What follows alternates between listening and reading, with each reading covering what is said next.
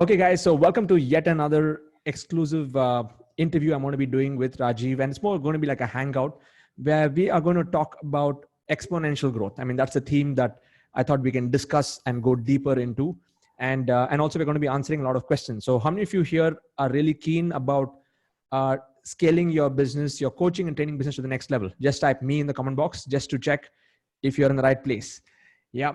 So the whole the context of, I just want to set the context. So the first part is Rajiv and I will just share some ideas on how we were able to exponentially grow in our own ways. And Rajiv, I wanted to like discuss on what was Rajiv 1.0, then Rajiv 2.0. What were the version changes that you saw in yourself? And then I will share some of that stuff, what happened in my side, and then we'll get into Q&A. Yeah. Perfect. So before we get started into explaining the, that aspect, Rajiv, just tell us a little bit about what is your opinion about the training and coaching industry right now in India? Well, I think it is booming. It's growing. It's the fastest growth that it has ever seen in any country. I was just talking to Blair Singer last night, and he was telling me about over the last 30 years how he hasn't seen any country grow so fast as India is from the point of view of the opportunity and the demand for training and coaching. So I think we are in the best time that there is to be alive from the point of view of both the opportunity that we have and the demand that is there for trainers and coaches, because today people are realizing the importance of parallel education, or you want to call it real world education. For the longest time, our society and our culture focused us on traditional academic institutional type of education, but over the rising unemployment rates and challenges that people are facing in their businesses or in their health or in their relationships, everybody's come to realize one thing, that the education system has let us down from the point of not teaching us the most critical elements of our life, which is health, wealth, and relationships. Yes. So that's where the training and coaching industry actually is playing such a huge and important role today. Got it. And according to you, what do you think are the different ways people can get into the coaching and training industry? Are there like, is it just do like one-to-one coaching, or what are the different things that, according to you, when you look at it from 33,000 feet above the ground, where do you see the things? Yeah. Again, I mean, one has to really choose their style based on two things. One is their aspiration, the other is their abilities. So I would say the opportunities lie in one-to-one coaching. If you have the ability to create tangible, meaningful change, and you have the aspiration of really hand-holding and building a personal connect with people, then one-to-one coaching is the way to go. If you're looking at tribe building, like what you have done, built a powerful community, then online coaching and training is a very, very powerful model because it's scalable. I mean, you don't have to be restricted to any geography to be able to do what you're doing. So online is one huge way that is picking up, and you're definitely leading the way for people in India.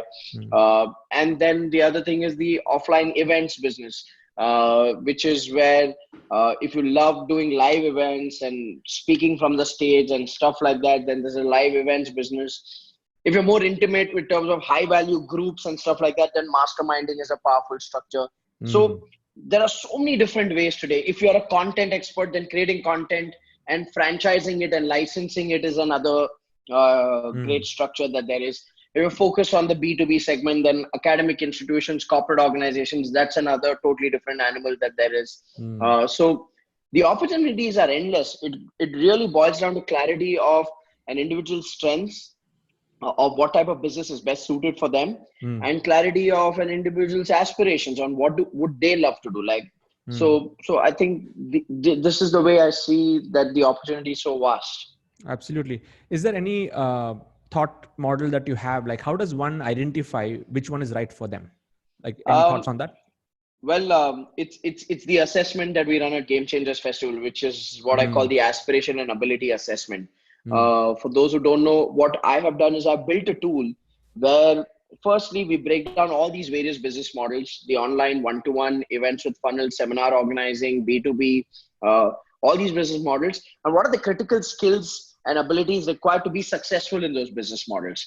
So I've created an assessment where an individual can evaluate themselves on each model and to see which model do they have the highest number of yeses or strengths, and which model they have the lowest number of yeses, which means that is testing your ability. Then the other part of it is your aspiration. So again, ability is what you have, capabilities you possess. Aspiration is what you want to be, who you want to be seen as. Like say, for example, if my aspiration, let's just say, is I want to do what you're doing, building an online community. And it's not just about me saying I want to do that, because what tends to happen is if I see you, I hear your story, I feel even I can do it, I want to do it. Or if someone meets me and they say, okay, even I want to speak on stage, even I want to do what this guy does. Right. But that is not your true aspiration. That's what you think is your aspiration. But aspiration is about decoding the indicators of each business model. Like this is where again the tool has a set of questions for really knowing what do you love to do. Like I had people who said, I want to build a training and coaching business like you, Rajiv. I want to be live on stage and speak internationally. But when they did the aspiration and ability test, in the aspiration test, what came out is that they don't want to build a team. They don't want to travel much. They don't want to they don't want to set up any physical infrastructure. They are not good at content creation as well. So in all honesty, that's not their aspiration then. Right? So again, there is a tool that I have created called Ability and Aspiration Test, which we do exclusively at Game Changers Festival. So there are mechanisms today. Great. By the way, guys, just type in the comment box. According to you, what do you feel you're inclined to? One-to-one, online, seminars, or masterminds? Are these the four broad categories? Rajiv? At least the four. We can start with this. Okay, just type in the comment box. Let's see how many of you are actually. Okay, some of you are smart enough to type hybrid there, but yeah, that's cool. Okay, so now, so the theme for today, Rajiv, I wanted to talk about is exponential growth. Like we've also covered in the previous sessions, in the previous interviews, which is anyway up on my YouTube channel on how to scale the training and coaching business and all of that. But the theme for today was exponential growth.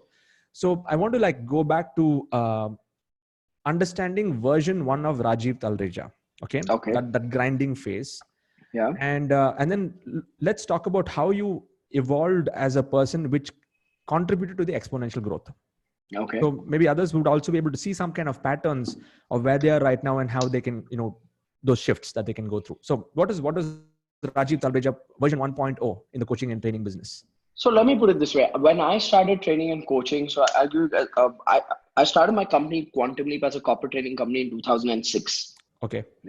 So I finished my BCom from Christ College in Bangalore. Straight out of my BCom. In fact, in the final year of my BCom itself, I started Quantum Leap. May is when I graduated. Feb is when Quantum Leap was registered officially. And I had started doing sales meetings with corporates.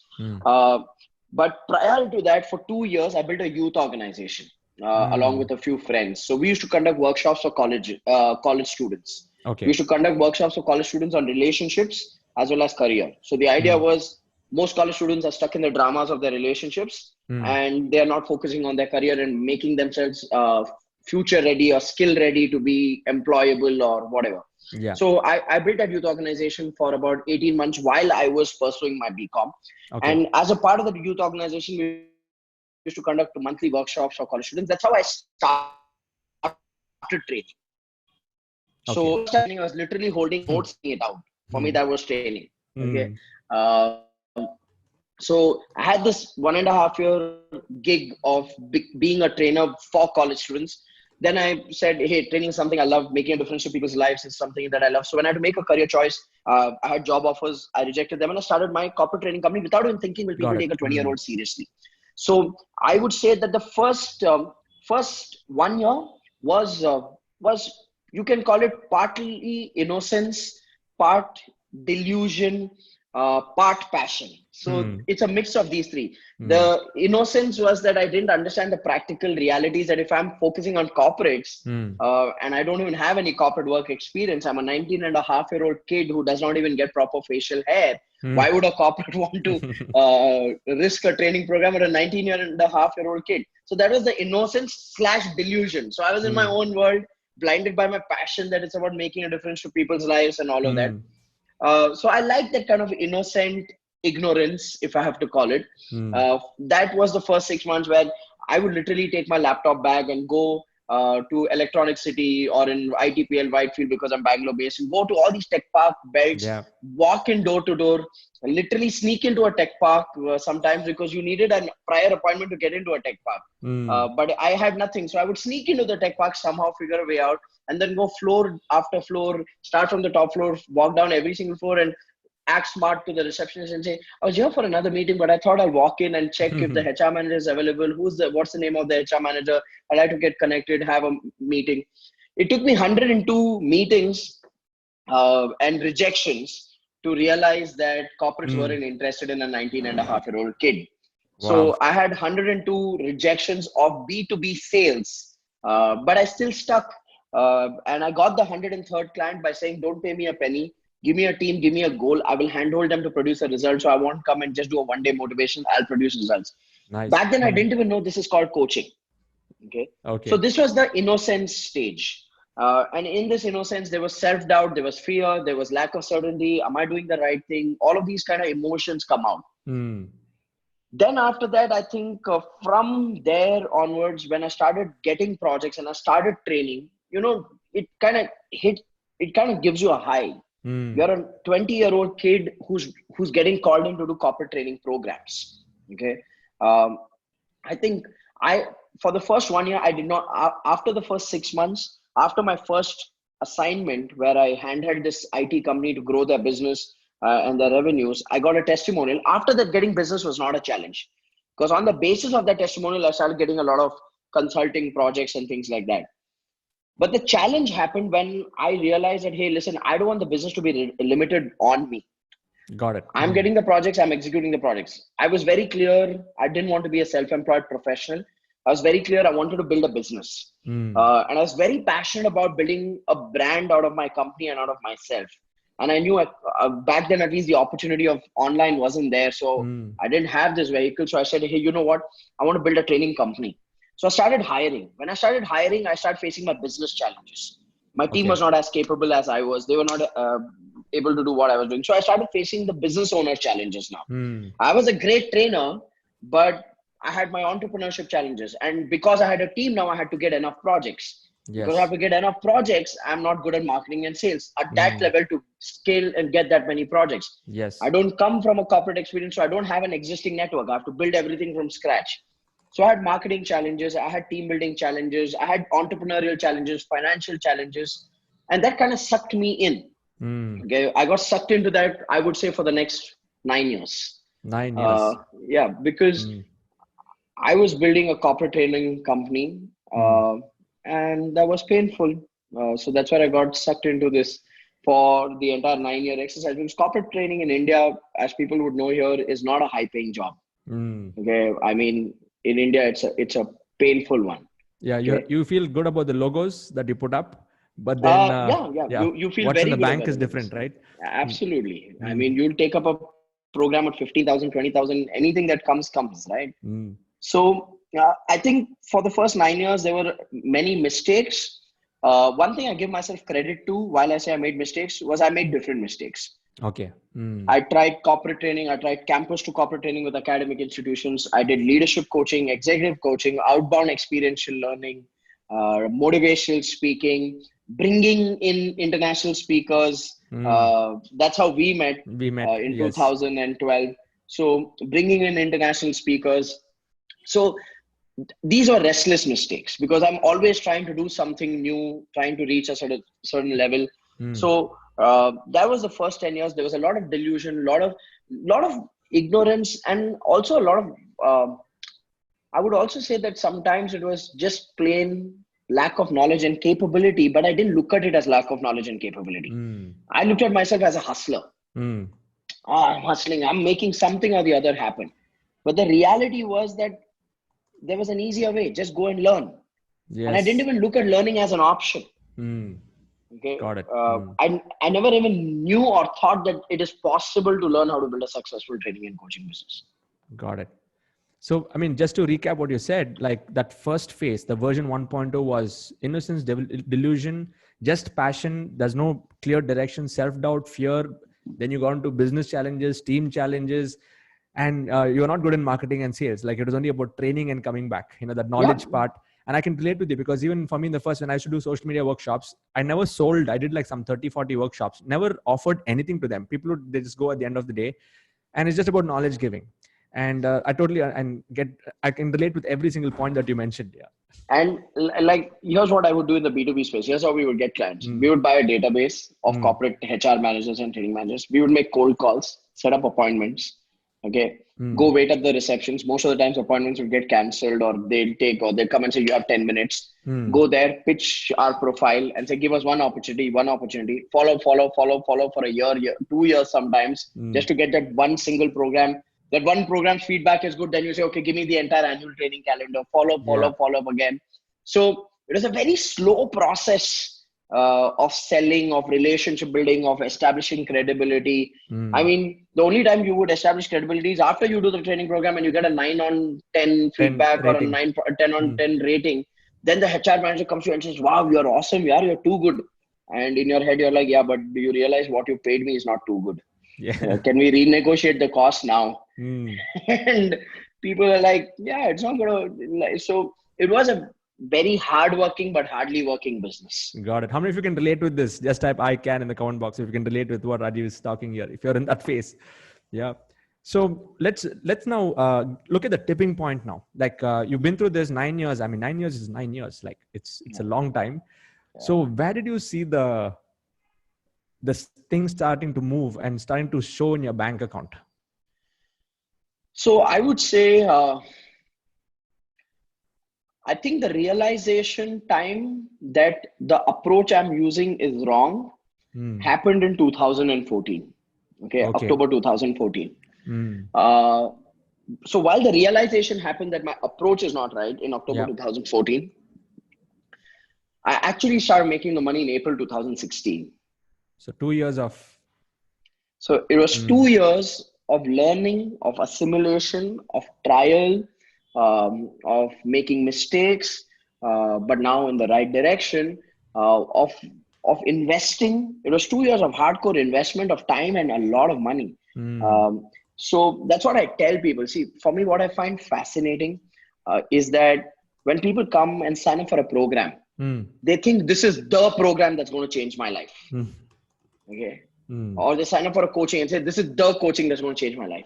I mean, whom are you bullshitting? Are you bullshitting yourself? Or are you bullshitting the people around you to whom you have to justify that why you signed up for a program? And I'm a strong believer that nobody can rely on one mentor. Nobody can rely on one program, one methodology to answer all the problems of their business. Absolutely. It's a game of collection. I mean, look at the number of mentors we have had. Yeah. Okay. The number of workshops we've gone and attended, number of countries we've flown just for learning. So I find it funny when people tell me, oh, Rajiv, but your program is in Chennai or in Bangalore. When are you doing it in Delhi? I can't come take a flight. I'm like, you sit there, dude. You sit there because you deserve to sit there and do nothing else. And I think that is something I give myself, people like you, a lot of credit for. Because when we saw an opportunity, we just went. Yeah. We didn't resist it. We didn't give reasons for it. We just went. Okay. And people around us didn't make sense of those decisions. They criticized us.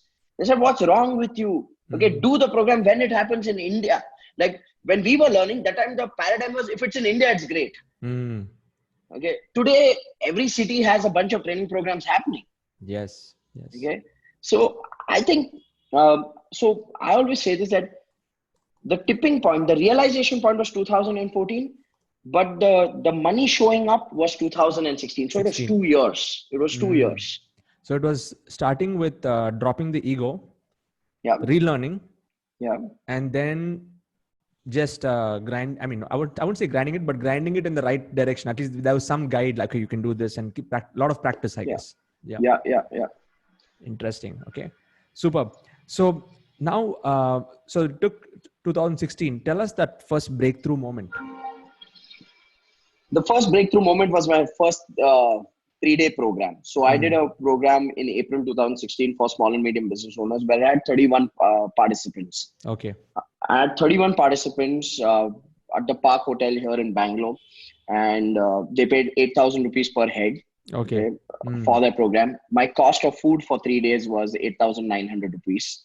at the Park Hotel because I gave lunch and dinner because Okay. it was a 9 to 9 program for 3 days. Mm. And to get those 31 people, I did 6 preview seminars. Okay. So there's So I cost did. there also. Mm. There's cost there also. I Mm. booked a shady, dirty hall on Kasturba Road in Bangalore, Mm. opposite the museum, for 3,000 rupees for my preview seminars, which could seat 30 people. First seminar had 30 plus people. Second seminar had some 20 people. Third seminar had like some 3 people show up because there was some kind of an issue in traffic or some hoax of a band or something in Bangalore happening. Mm. So it had there were 3 people. I still did the seminar. Mm. I did a seminar with 9 people once. So I did like 5 or 6 events, free events to get 31 people into a 3-day paid program on which I was incurring a loss. Okay. Okay. Mm. And at that event, I was offering a 2.5 lakh coaching program. And in Mm. my head, it was like, if 5 people sign up, that will be 12.5 lakhs. Mm. 12.5 lakhs on a weekend is amazing. I've never done it in my life. Mm. My previous year's turnover in corporate training as a company was 60 lakh rupees. So if we're able to do 5 such events in the year, we'll do 60 lakhs from here and we'll do 60 lakhs from corporates and we'll make 1.2 crores as a company, which will be great. That was the goal. Mm. Mm. So the goal was 12.5 lakh sales, 5 people to buy a 2.5 lakh coaching. It so happened that instead of 5 people, we had 52.5 lakhs worth of sales happening in that Wow. weekend. Okay. 52.5 lakhs. So there were 21 people who signed up for that coaching. Mm. And that's when I knew it was a very emotional moment for me. I broke down at the end of that seminar. And I broke down for a lot of reasons. I broke down in gratitude to those participants because they trusted me when I had no success stories or case studies to show. And them signing up for a 2.5 lakh coaching overwhelmed me. I broke down for the fact that when I didn't expect, it was a result way beyond my imagination. I would be the biggest liar on this planet if I said it was on my vision board and I attracted that money. That was nonsense. It was way beyond my realm of what's possible. So I broke down because of that reason. And I broke down because through the previous 2 years of just me investing in trainings, flying to different countries to just learn different skills while I was in debt, borrowing more money for investing in education. You know, you do that courageously, but that also creates self-doubt. So when this happened, this was like, shit, this is real. I mean, it's finally falling in place. Wow. So yeah. You said 52 lakhs, right? In one weekend. Yeah. 52 lakhs is something someone is asking how much is in USD. So like $75,000, I think 70 to 75,000 US dollars. You have a few people from outside also. Okay. Nice. That's quite an experience for your first weekend doing that. And then you've been on the trot. I think you've been doing it consistently ever since, right? Every weekend. Yeah. I mean, we do about 15 to 16 such events in a year now. On an average in a weekend, we gross now revenues of anywhere between 2 to 3.5 crores in a weekend based on the size of the audience. Yeah. Amazing. All of you just type amazing in the comment box because that's the story of Rajiv Talreja. Grinding it for 11 years and getting into debt, getting into all kinds of, something which no one can even imagine. And then you bouncing back. I think that was your moment of bounce back here, Rise of the Phoenix. So now when you look at it, so you told us about the evolution that you went through, which is dropping the ego, relearning all of that stuff. So now when you look at yourself, Rajiv 2.0, if I have to call that right now, tell us about what are the rituals or what are the things that you do on a personal level for you to keep yourself always in this game? Because I'm sure you agree with me that Rajiv and this Rajiv is completely different personality, right? Absolutely. Personality traits. Yeah. I think there's a Rajiv 3.0 as well. Okay. Let's talk about that. Yeah. So I would say that the first 10 years was obviously struggle. You're just trying to make sure that you have enough business to be able to take some money home so that you have some respect for yourself in your own eyes. It's not like my family demanded that money. Okay. Pretty much I was blessed that I come from a pretty decent middle class, upper class family, kind of thing, middle to up kind of thing. So my dad always was the provider and stuff like that. He went through a financial crisis at the same time that I went through a financial crisis. So it did become a need at a certain stage as well. So I think the first 10 years of entrepreneurship was more about when you don't make money, but you love to do what you do, you somewhere say it's not about the money, but you don't really question it on your own capabilities. You just say, oh, money is not for me. I'm not a money guy and all of that. People take the spiritual. I was that. I mean, I made it sound like I'm doing it for the mission. For me, it's about impacting people's life. Money is not everything in life, which is a pure crap. Yes. I mean, looking back at it, it's because I'm incapable of making money. I just kind of cover it up with saying it's not about the money. So I think the first 10 years was no direction, delusion, just go with the flow and give yourself this superficial motivation. Yeah. Okay. This superficial positive thinking that it's about learning and hustling. It's about the mission and purpose and passion. All these crappy words that the personal development industry has thrown at us and be meaninglessly applied in our lives. That was the first 10 years for me. I think when the tipping point happened in 2016, when I saw the money, there was still the residue of worries of the past. Okay. And I don't know if you've experienced this shit, but I did experience it, and I want to share it with people. I started doing good events. I started doing good programs. I started making good money. Weekends were going great. I was grossing 1 crore in a weekend comfortably from the second program, we started grossing 1 crore a weekend. All of this started happening. But somewhere the brain creates this fear saying, what if this does not last? What if all of this falls apart? What if this is a dream and you wake up and it's not real? Okay. So what was happening is, I call that the transition stage. It's the pupa stage, right? The caterpillar turning into a butterfly. So it was that stage where I'm uncertain if I can fly. Okay. So I'm thinking, is flying the right thing? Or, oh, I got to be grounded. So there's so much worry in every decision. Because of the residue from the past. Because of the residue of the past. Because the software had still not upgraded itself fully. Okay. So because of all of these things, there was this worry phase. And I think for me, the version 3 happened when I went to the US to meet our mentor Blair. And I was sitting there, and this was the time around me in India, there was nobody. Nobody doing what I was doing, the kind of weekends I was grossing and all of that. There was nobody around me. So now my next thought was, okay, I can't take this for granted. I have to move to the next level. I have to think, I have to learn, what did Tony Robbins do to become Tony Robbins? What did Harvecker do to become Harvecker? What did Robert Kiyosaki do to become Robert Kiyosaki? What did Brian Tracy do? How did these guys become legends? I need to figure it out.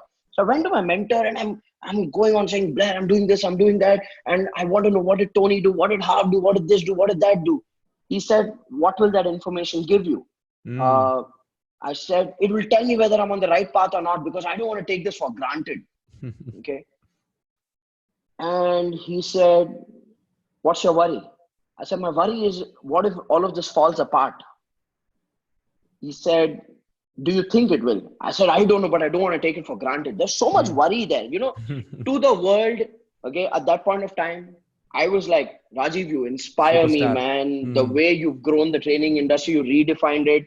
But now, how can, like, you are, people would treat me like I'm doing something that is unimaginable. And but in my head, I'm not celebrating. Which year was this, Rajiv? Which year was this? 2016 you started getting the results? 2017. 17. Exactly 1 year into it. Okay. 1 year into it, I think I was at the peak of my insecurities. Okay.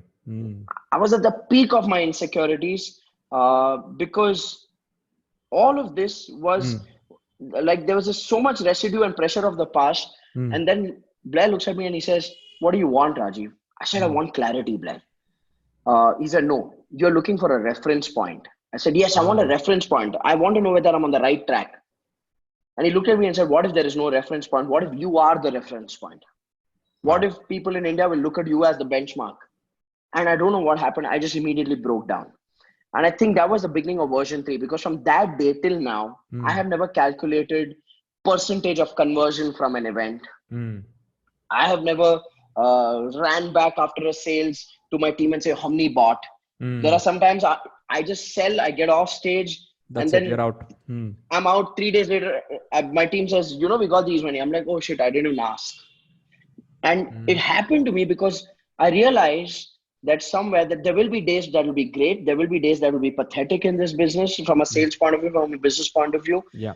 But I came to this realization and inner peace with myself, saying, "This is what I love doing. This is what I'm good at doing. This is what this is what people love for me to do, so that it adds value to them.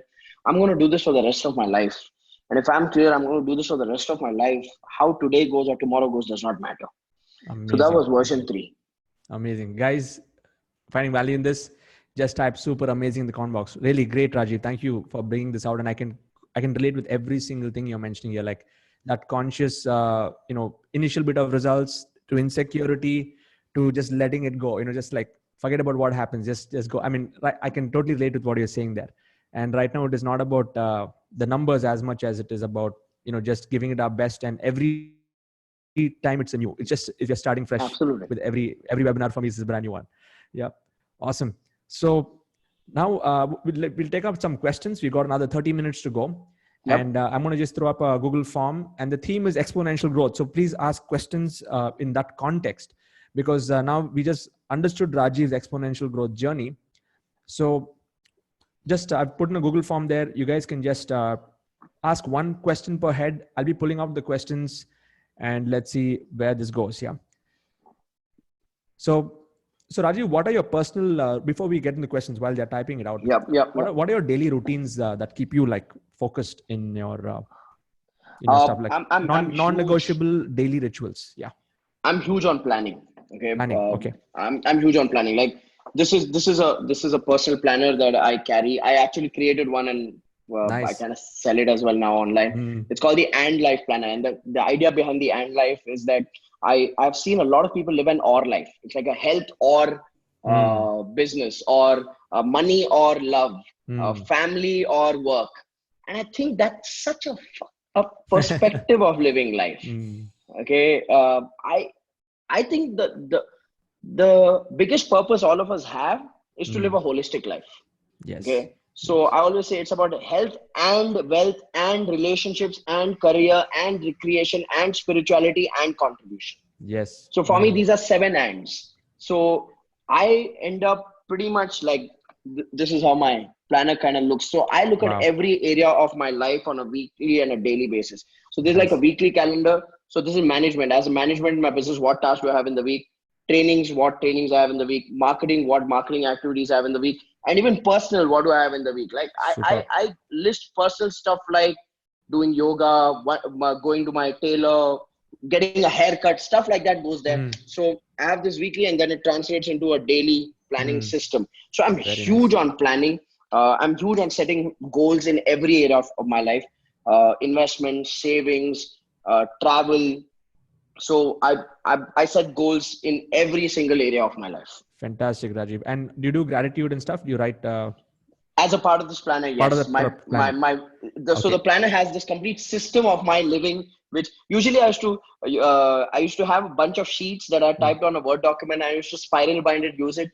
Then a lot of my entrepreneurs in my coaching group said, Rajiv, can you give me a soft copy of that? Can you give me a soft copy of that? I used to give it a soft copy of it. And someone once said, Rajiv, this in itself is a training program. The way of life, the way you do it. So I said, okay, so we had a corporate merchandising person in our community of entrepreneurs whom I coach. And she said, can I create a diary, and can you sell it to your audience or offer it? So I created the And Life, and then we started selling it online, and we now have a webinar recorded, which people watch when they buy the planner. So this is my life. I'm huge on planning. I'm huge on balance. And for me, balance is not 8 hours work, 8 hours sleep, 8 hours family. For me, balance is clarity. Okay. That is my definition of balance. That I need to have clarity, which means if I know there is a phase right now in business that I'm back to back in events, I'm at peace with it. Yeah. And I know that I'm not going to be able to spend that much time with my parents. I'm at peace with it. But then I also have clarity of, once this phase is over, when is my next holiday with my family? Where are we going off? Okay. So for me, that has always been my number one priority. Awesome, balance. Yeah. Great. So before we jump into the Q&A round, a lot of questions are coming in. We may not be able to cover all the questions, but I'll be picking some top questions. I just want all of you to answer this poll. We want to know where you're from. Are you from Chennai, Bangalore, Mumbai, Delhi, and what's your profile. All of you answer this poll. I'm just going to give you like 10-15 seconds to answer this poll. If you happen to be living in Chennai, or if you're from Bangalore, we're going to be announcing something really cool where Rajiv, myself, and Pooja, we're going to come together to do something on February 1st. Okay, so even if you're not in Chennai, how many of you are willing to commit to come and spend a whole day with us? Just type committed in the comment box. Okay, it's going to be a no-brainer thing. We'll announce that towards the end. But just type. I want to find out how many of you are willing to commit yourself to learning a whole day with 3 of us on Feb 1st, 2020. Yeah. Awesome. You can hear the background stuff, right? Second one is crying here. Okay, Nice. cool. Home-based business. Okay, so now I'm going to be pulling up some questions. And the first question is by Yuvraj Singh. He's asking, what makes people pay? Okay. What makes people pay? I think one is the value you add first. Okay. Before even you are selling, you're teaching something. So once you've added value, that makes people pay. Second, authenticity makes people pay. Okay. If you're selling a dream that is too good to be true, people are smart today. I always say this to my counterpart trainers outside of India. I tell them that the true test of your substance is if your product sells in India, because Indians are intelligent. I have friends in the US or North America selling crap in the name of training and coaching, and people buy it. Okay, I don't know why, but people buy it. Well, Indians are very, very, very, very prudent with that decision. So if they don't see authenticity, you can't bullshit to them based on the watch you're wearing, or shoes you're wearing, or suit you're wearing, or glasses you're wearing. People don't get in. So value and authenticity, these two things make people buy. Absolutely, totally with you, Rajiv. Next question is by Rohit. He's asking, how do you choose the right mentor for you? Let me put it this way, Rohit. You can't have one mentor. You need to have mentors in every single area of your life. If you're serious about, any area of your life you're serious about, you need to have a mentor there. Or let me put it this way: your seriousness about every single area of your life is reflected based on whether you have a mentor or not in that area. Like, let me give you an example. I am serious about building passive income for myself. So I have two mentors who help me and guide me in my equity investments. Okay. I am serious. I'm not in the best of shape. Okay. I've grown up as a flabby baby. Okay. But I'm serious and committed about getting in shape. So I have mentors and coaches who work with me on that. I have I have actually 4 mentors, one on my nutrition, 2 on my fitness and health, and 1 on my medicinal needs. Okay. So Nice. I have mentors there. I am very, very high on learning about the next level in my training. So I have a mentor there. I'm very high on my spiritual evolution. I have a spiritual coach in that area as well. So you need to understand this, that firstly, you need to have a mentor if you're serious about taking it to the next level. Now, how do you choose a mentor? You choose a mentor based on the results of the mentor. Have they been there and done that? Okay. So if I'm hiring a business coach for myself, I want to know what business has this person built. If I am hiring an equity coach, I want to know what is their equity portfolio and what is the worth of their equity portfolio and what kind of passive income do they generate. I want to know that information. So for me, the best way of choosing a mentor is to find someone who's been there and done that. Awesome. Next question is by Manish. He's asking, what made you stick when things were not working? I sometimes joke with people saying I had no other option. Yeah. But I think one, I'm blessed with an amazing wife. I always say this to people: your spouse can make you or break you. Mine made me. In times when I wanted to give up, she didn't allow me to give up. She said, no, if this is what you want to do, then you better do it. Every time I used to go to sign up for a workshop and I was uncertain, where will we get the money from? I want to sign up for coaching, and I would go back home and I say, today they offered a program. I need to sign up by tomorrow. What do you think I should do? Should I let this go? So like, shut up and do it. If you find it useful, just do it and we'll figure the money out. So I think for me, what kept me on course is having a phenomenal life partner. She really kept me on course. The other thing that stopped me from quitting was my why, my deeper purpose. For me, I went through a financial crisis in 2012. personally, and my family went through a financial crisis as well. So I lost 70 lakhs in business and I went into a 45 lakh debt. My father, who had his own business, went into a 3.5 crore loss and a 1.25 crore debt. And this happened in December 2012. So when my dad went into debt, he lost his confidence. He lost his courage. And he was a very courageous entrepreneur. He was a retailer, very courageous entrepreneur, 8th standard dropout, no educational background, self-made man. But when he lost his money in 2012, he lost his courage, he lost his confidence. And that was emotionally very, very painful for me to see my father lose his confidence. So that was my bigger why. That was my big reason that I want to put my family life back on track. Because when you lose money, you don't just lose money, you lose confidence as well. At least that happened in the case of my family. So that why, that big reason was something that kept me going during the phase of my struggle. So two things: one, a big reason, and second is an amazing partner. Thanks, Rajiv. Next question is by Purvi. She's asking, how do you know whether your product is scalable or not? If yes, then what are the fundamental, what's the formula for scalability in the training and coaching business? Yeah. So I would say don't play for scale first. First phase, play for impact. The first question you need to find an answer to is whether my product is producing results for my clients or not.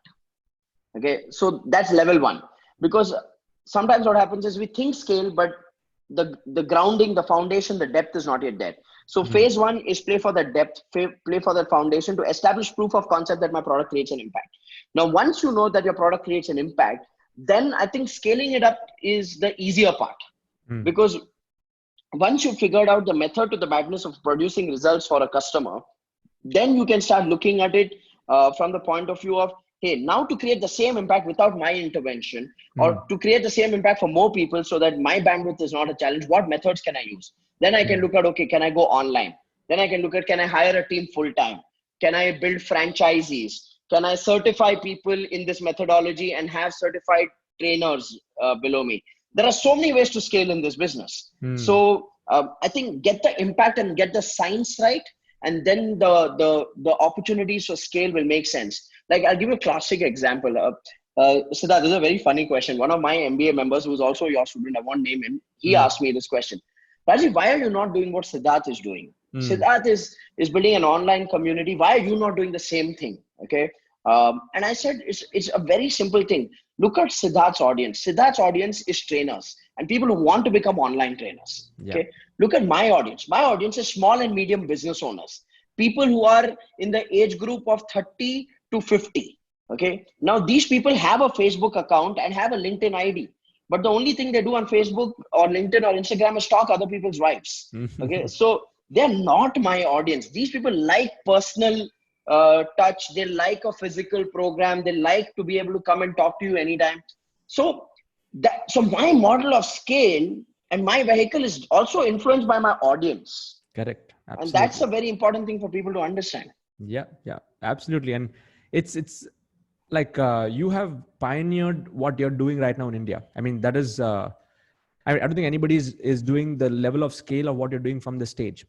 And this online is a completely different animal altogether. So, and when you marry these two in whatever way and form in the hybrid model, which anyway you guys are going to be learning in that full day event, is where each one needs to find their own sweet spot. It is not like a one size fits all. Yeah. Awesome. So next question is by Komal. She's asking, I want to start off as a life coach. So what are your thoughts on, and I'm just adding to this, Rajiv, life coaching, motivational speaking. I mean, I think these are like the two very common stuff. What are your thoughts on this? So let me put it this way, Komal, that see, a lot of people come into this industry and say, I want to be a life coach. I really want to help people. That's their statement that, hey, I really want to help people. I really want to support people, which is great intention. But great intention is not necessarily great business. Yeah. Great intention is also not necessarily great impact. Okay. And that's where I say to people that, look, if you want to be a life coach, then let's answer the question, who's spending money on life coaching? Like actual money on life coaching. Film stars, top level sports athletes. Yeah. Okay. Politicians, their family members, these guys are spending money on life coaching. Okay. Now the question is, if you're starting as a life coach, what are your chances of getting such people as your clients? Okay. Very, very low. Okay, very, very low. Uh, so I would say that today we live in an era where it's about tangibles than intangibles, which means offer something that is tangible. Okay, and in the process of offering that tangible element, transform people's lives. Mm. Okay, Siddharth's not a life coach, but let me do a survey on the chat box right now. How many of you think Siddharth has impacted your life? Okay, see the number of yeses we get here. Mm. So all I'm trying to say to the person who asked this question is that if you're starting, start with something tangible, and in that add your flavor of life coaching as well. Mm. Okay, that's how I would look at it. Awesome. Otherwise, what ends up happening is you become a low-paid counselor. Yeah. That's a shitty life. I'm telling you, that's just a shitty life. Awesome. Next question is by K. Parasuraman. He's asking, what are the few programs that you would recommend?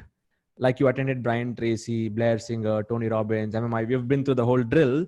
So Yeah. what do you recommend, Rajiv? So it depends on what you need. Okay. If you are just getting started in the personal development industry and you're looking at kind of breaking through and having a emotionally releasing experience, then I would recommend Tony Robbins, UPW, Unleash the Power Within. Okay. If you're just getting started, it's a great program for starters. Okay. It really unleashes your energies and releases a lot of emotional gunk that all of us build over the period of time. If you're looking at skills, if you're looking at, say, stuff like how to facilitate, how to train, then I would say Blair Singer's Train the Trainer program and Blair Singer's Master Facilitator program. Okay. These are two things that I would blindly recommend to people. Okay, like I would tell people, go attend it. If you don't like it, come and take the money from me. That's the kind of conviction I have in that program. So I think Blair's Master Facilitator and Train the Trainer, these are definite recommendations I would give people who want to grow in the training skill, the delivery skill. Yes. If you're looking at, again, higher level, okay, of personal development, Tony Robbins is phenomenal when you are like just getting started in the work of transformation and stuff like that. But if you're looking at the highest level of personal development, I haven't come across a better teacher than Dr. John D. Martini. I think he's the wisest man on this planet that I have met in flesh and blood. Yes. And I think he's the most underrated man in the training and coaching industry, but profound wisdom. I mean, science and spirituality coming together, Dr. John D. Martini. If you're looking at personal evolution kind of stuff. If you're just getting started, you want to get your life right, your finances right, Millionaire Mind Intensive, that's where Siddharth and my journey started. That's a great place to go to as well. So yeah, these are some programs that I would endorse and recommend without any hesitation. Great. So on that note, let us talk about what we're going to be doing in Chennai now. We have another 10 minutes to go. I'll answer questions later. I mean, we'll come back to questions if you have time. But just want to check with how many of you here are ready to spend a whole day with us in Chennai on 1st Feb. Just type me in the comment box with a lot of exclamation marks. And I want to quickly share the screen. And this is called the India Trainers Summit, which is going to happen on 1st Feb. So Rajiv, you want to just run through it? What's the agenda for the day? Well, the intention is very simple. The training and coaching industry is growing in India.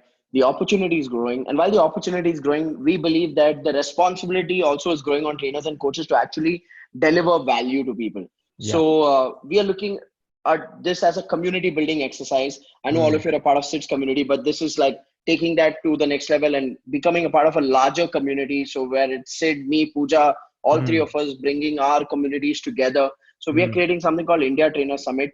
And the intention of India Trainer Summit, if Sid, you'd like to scroll down to the webpage, this is what you will learn. You'll learn the nuts and bolts of the different types of profitable business models in the training and coaching industry. Pooja is a one-to-one coach who grosses about she makes about 11.3 lakhs per month, consistent income. As a one-to-one coach. Okay. As a one-to-one coach, 11.3 lakhs per month. Okay. So she shares about her model. Sid, of course, breaks down his model of building an online community on how he's built a community of 12,000 learners, grossing 5 crores in 15 months' time.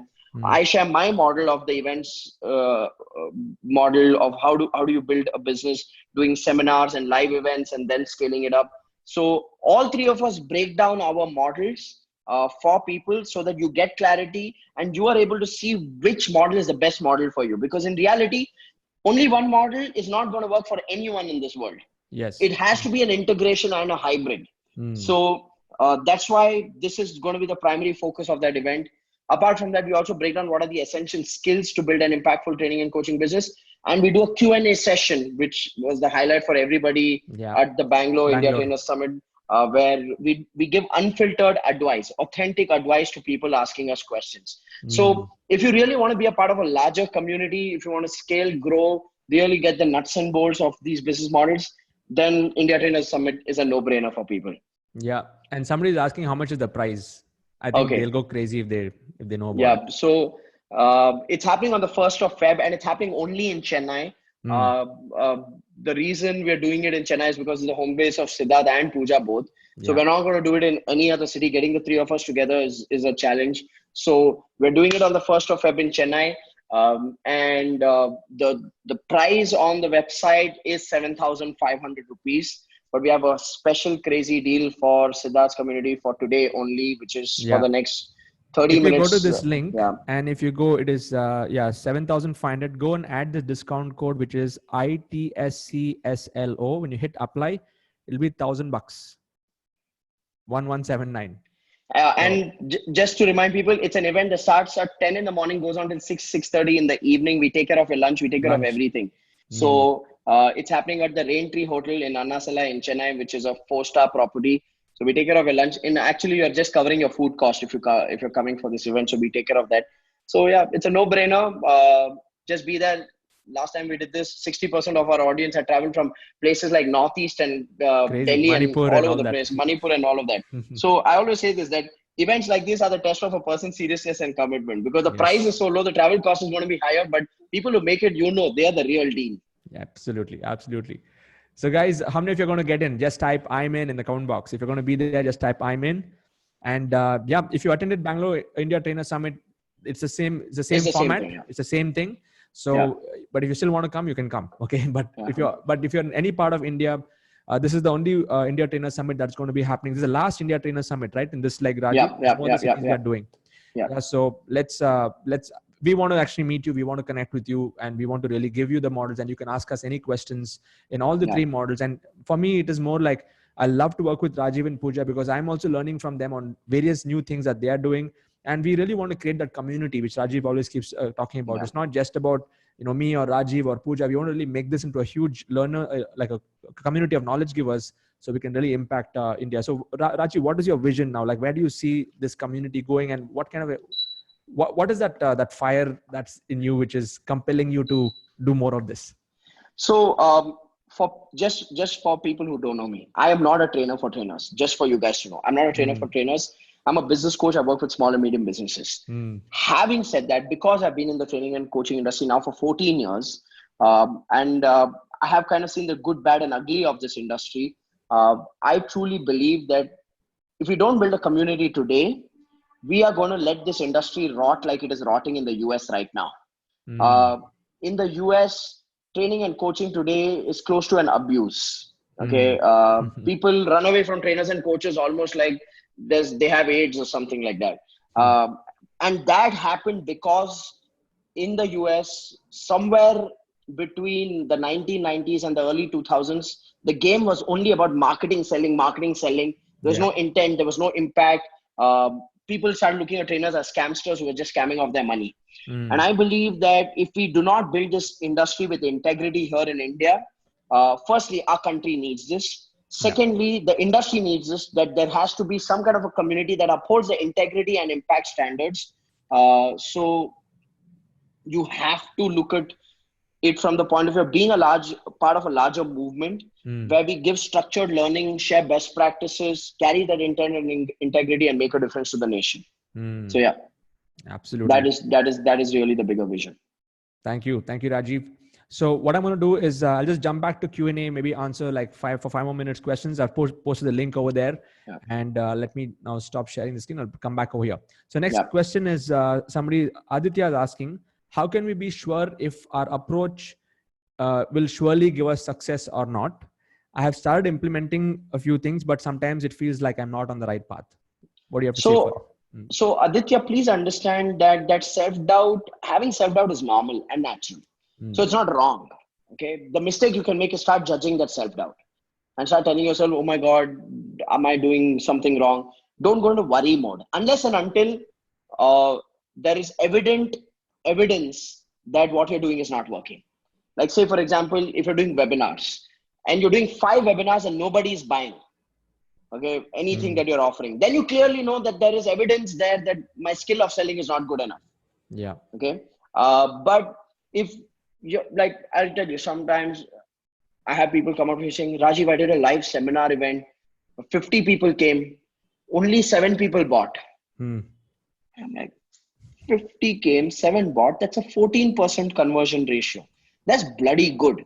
No, but Rajiv, I have a 3-day event coming up and now I have only 7 registrations.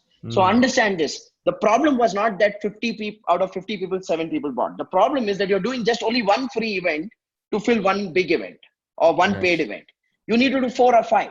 Okay. Now, all of this comes when you make mistakes. People who play to avoid making mistakes, people who play for perfection never take action. And because they never take action, they get screwed. Yeah. Yeah. Super. Thank you, Rajiv. Next question is by Rajesh. She's asking, is the training domain stagnated with too many trainers? Is this going to get saturated or not? Anybody here ever done a network marketing business? Anybody ever done a network marketing business? Type out yes if you have. I have done a network marketing business in my college days. Yes. Okay. You know, in network marketing business, there should be one funny question that people used to ask. What if you're saying I need to join and then get 2 people and then help those 2 people get 2 people, then help those 2 people get 2 people? What if everybody in the world signs up? Then how will that last person make money? So this question kind of reminded me of that. Sorry, Rajay, I'm not mocking at you, but I want you to understand how many trainers and coaches are there? 5,000, 10,000, 20,000, 50,000, 1 lakh, 10 lakh, 10 lakh trainers in India. Okay. 1 crore trainers in India. What's our population? 130 crore people. Okay. Firstly, there are not 1 crore trainers in India. So please understand this, that the world is always going to need educators. If you believe that you can add value to people's lives, then you need to do this. You thinking, oh, there are already so many trainers, why should I do this or I should not do this? Well, that's like saying, I know the correct correct answer in the question paper of the exam, but I won't write the correct answer because everybody else also will write the correct answer. Why should I write the correct answer? So, Rajesh, if you believe that you have a purpose, you have the passion to make a difference to people's lives, you have the skills and capability, you have the intent to learn, just do this. Okay, don't sit and say that, but there are so many people already. Yeah. Super. Thank you, Raji, for that question. Next one is by Keta Key.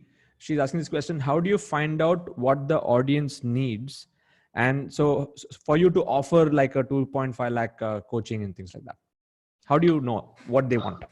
I think the most important thing there is to be connected to your audience needs, desires, and problems. These are 3 key words for me. What does my audience need? What are their desires? Okay, their goals and aspirations, and what are their problems? What's stopping them? When you list this, and I'm sure each one of us can list what are the needs, desires, and problems of our customers. When you list this, you are in touch with their needs, desires, and problems.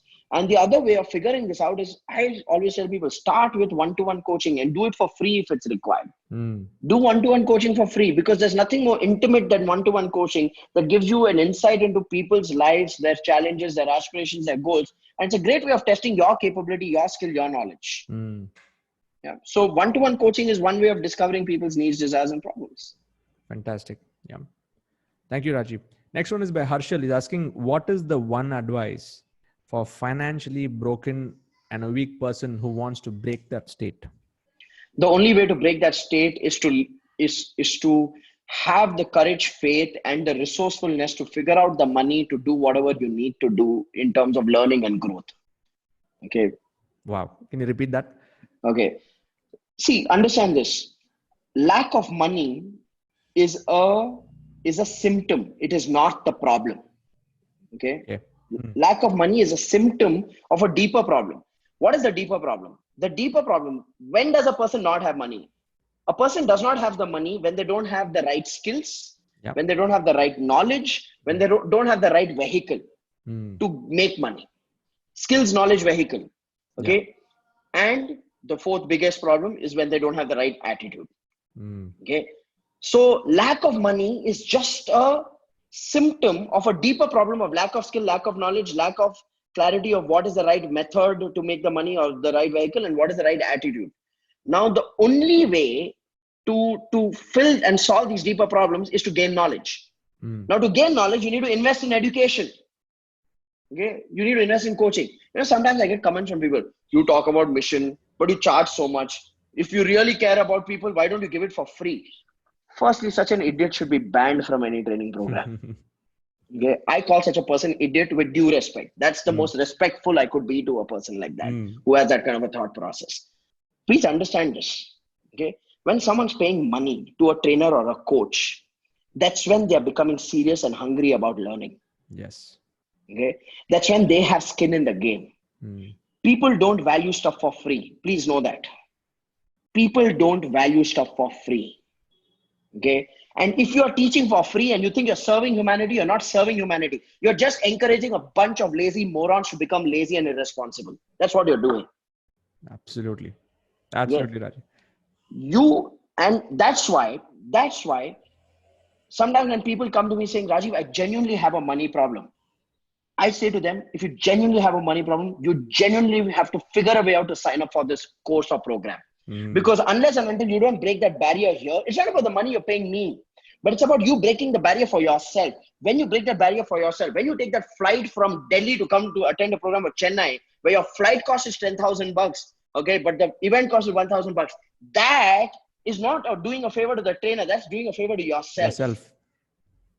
Because you are creating a story that you will tell your participants in the future saying that, hey, you know what? These are the kind of crazy behaviors I demonstrated to go and learn the things that I learned so that I can impact you. So you got to emulate the same thing. That's called pure surrender. Awesome. Otherwise, it's all lip service. See, here's the truth about humanity. The truth about humanity is everybody's not going to be successful. You feel bad about it? I don't. Because I think each person is responsible for their own decisions. Okay. And success comes at a price. If you're not willing to pay the price, you pay a bigger price. And the bigger price is living a lie. I want to be successful, but it's not in my luck, karma, fate, destiny, whatever. That's all crap. It's all crap. Awesome. Thank you, Rajiv. I think that was a powerful, powerful finisher. I got to now jump into the next webinar, but I want to tell all of you here watching this live, click on that link. If you could feel the energy of where we are coming from, where Rajiv is coming from, click on that link, register, jump in, and let's meet in Chennai. And before I let all of you go, we could not answer all the questions, but probably the next round, Rajiv will come back and we'll keep doing more of these hangouts every month. And want to thank each and every one of you for being here. And how many of you found today's segment valuable, useful? Just type that in the comment box. And let's thank Rajiv for his time. He's super busy, traveling all over the place and all over the world. And many of you don't even know, Rajiv has shared the stage with people like Gary Vee, Grant Cardone, and all the biggest of the big names. And in spite of that, from the little bit I know about Rajiv, or the lot I know about Rajiv, he's such a grounded and an amazing human being. So thank you, Rajiv, for your time.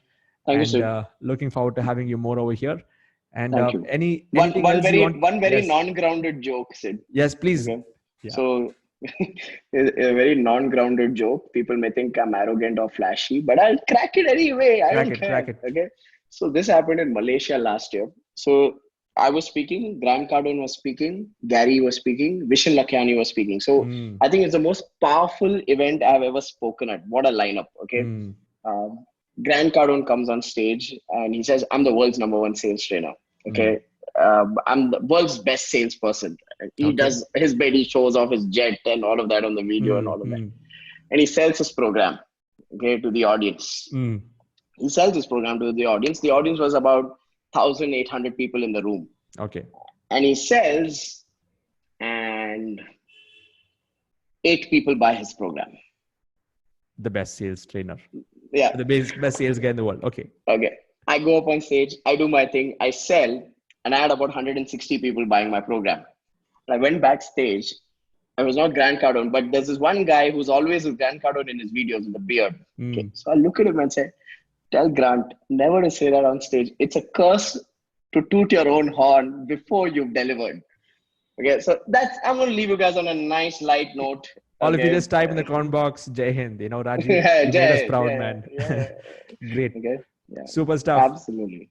Thank you. And see you guys. Let's catch up in the next hangout. Rajiv, thank you once more. And Yep. we'll definitely meet up next time. Okay. See you guys on the 1st of Feb in Chennai. Yeah, we'll meet up Yep. there. See you. See you. Bye-bye. Bye-bye.